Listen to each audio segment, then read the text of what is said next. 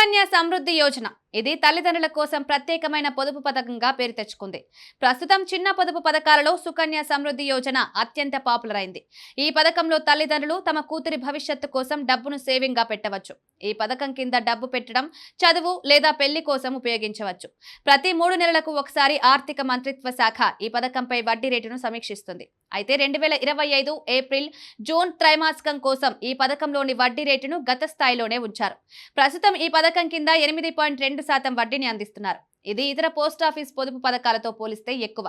ఈ పథకంలో ఒక ఏడాదికి కనీసం 250 రూపాయలు పెట్టుబడి చేయాలి. అదనంగా ఒక సంవత్సరంలో అత్యధికంగా 1.5 లక్షలు పెట్టుకోవచ్చు. ప్రస్తుతం ఈ పథకంపై 8.2% వడ్డీ వసూలవుతోంది. ఇది చాలా ఆకర్షణీయమైంది. ప్రతి సంవత్సరానికి వడ్డీ జమ చేస్తారు. ఈ వడ్డీ మొత్తం పన్ను రహితంగా ఉంటుంది. ఈ పథకం 21 సంవత్సరాలు లేదా మీ కూతురి పెళ్లి వరకు కొనసాగుతుంది.